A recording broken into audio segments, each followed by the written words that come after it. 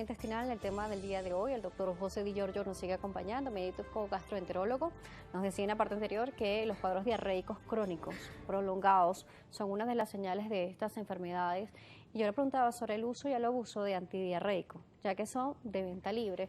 Muchas veces se compran en farmacia o un vecino, un primo, un hermano te dice, pero tómate tal pastilla o tal remedio, eso se te quita. Entonces, ¿qué está pasando con el abuso de estos medicamentos? Mira, la automedicación en líneas generales, en cuadros crónicos, es un problema. Independientemente de que sean antidiarreicos, antiinflamatorios no esteroideos, analgésicos, antipiréticos, cualquiera. Porque lo único que hace regularmente es retardar un diagnóstico. Usted puede ir controlando sus diarreas porque cree que es un síndrome de intestino irritable y a usted le dijo una vecina que eso debe ser un colon irritable, que es el término que se usa coloquialmente. Entonces tómate esto que fue lo que me mandaron a mí. Y bueno, a lo mejor mejora un poco y retarda el diagnóstico. Entonces, mi recomendación siempre para un paciente es que cuando tiene un problema que es recurrente y crónico, vaya al médico y espere que el médico haga un diagnóstico, al especialista, espere que ese especialista haga un diagnóstico adecuado. Y una vez hecho el diagnóstico adecuado, pues entonces se recetará el medicamento pertinente para ello. Entonces yo creo que es prudente siempre evitar la automedicación, sobre todo en cuadros de enfermedad crónica. Con respecto al uso también de otros medicamentos, esteroides, antibióticos, ¿qué pasa con nuestra flora intestinal? Se dice que el intestino también es considerado el segundo cerebro, pero ¿qué estamos haciéndole a nuestro intestino en general cuando estamos introduciendo en él medicamentos tras medicamentos e incluso que no son referidos para ello? Mira, el uso indiscriminado de antibióticos, el uso de antibióticos de forma indiscriminada es una de las causas que puede desencadenar o un factor de riesgo para un paciente que tiene un riesgo genético, que tiene un factor, o sea, que tiene una predisposición genética, pues hacer o desarrollar una enfermedad gastrointestinal, igual que el uso de antiinflamatorios no esteroideos, algunas infecciones por algunos virus o bacterias. Ese tipo de cosas pues pueden desencadenar que el paciente que no tenía una enfermedad se pueden controlar, por supuesto.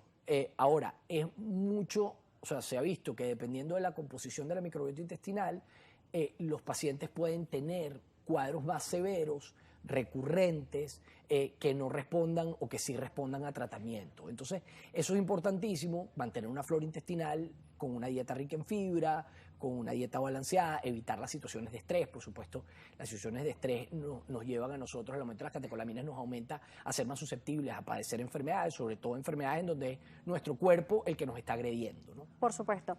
Tenemos preguntas en redes sociales a través de @salud_gb.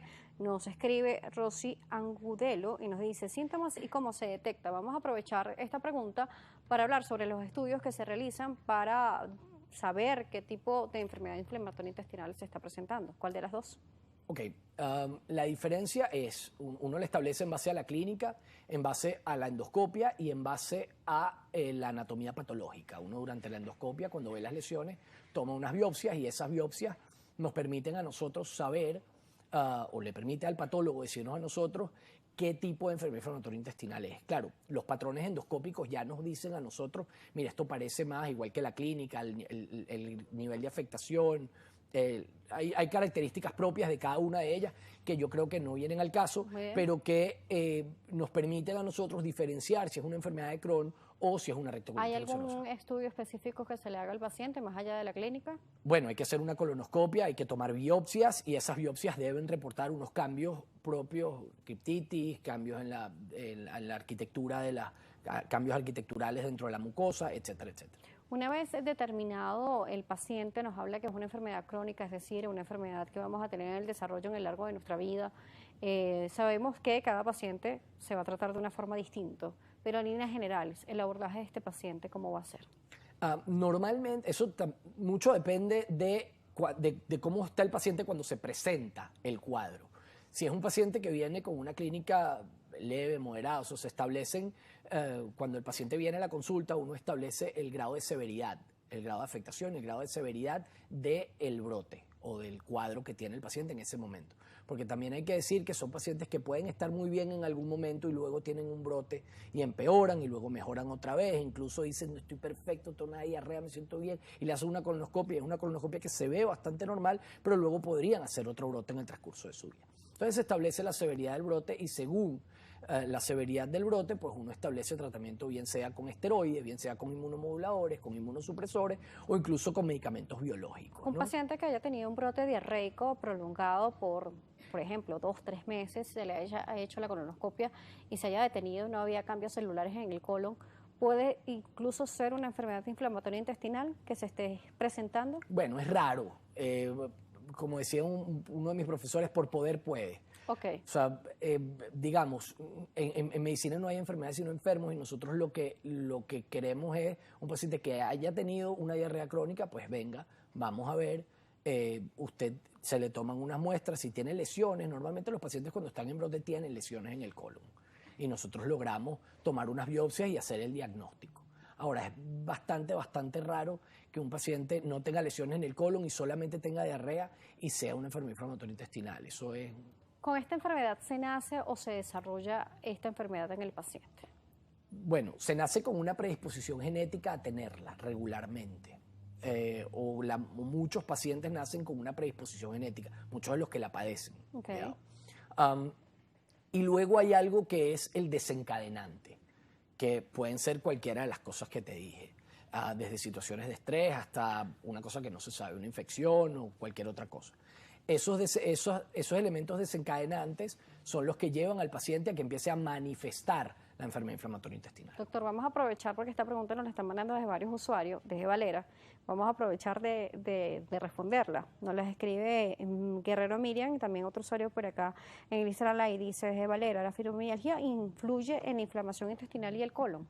No, pero la enfermedad inflamatoria intestinal puede cursar. Se nos está terminando el tiempo, pero queremos que le ofrezca a las personas que nos están viendo recomendaciones si presentan manifestaciones o estos puntos cardinales que usted nos está indicando el día de hoy.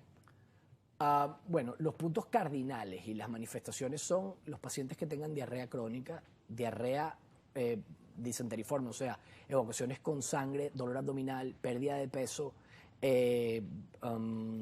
cansancio. Son pacientes que la recomendación es que vayan al especialista, a lo mejor no para descartar una enfermedad inflamatoria intestinal, pero es que hay muchas cosas que podrían ser también aparte de una enfermedad inflamatoria intestinal. Un mensaje para aquellos pacientes que sí sufren de enfermedad inflamatoria intestinal. Bueno, el mensaje es que confíen en su médico, que regularmente estos pacientes se ven con personas que son especialistas en la enfermedad inflamatoria intestinal, que esto es una carrera a largo plazo, que la enfermedad inflamatoria intestinal es una enfermedad crónica y que se controla y que la actitud del paciente ante la patología hace mucho en relación a su evolución. Como usted afronte su enfermedad y entienda que es una enfermedad que va a acompañarlo para siempre, de eso dependerá mucho la evolución suya. ¿Cómo lo contactan, doctor? @DiGiorgioGastro en todas las redes sociales. Gracias. Y estoy en el Hospital de Clínicas Caracas, piso 5, consultorio 506. Gracias por acompañarnos el día de hoy. Gracias a ti. El doctor José Di Giorgio, médico gastroenterólogo.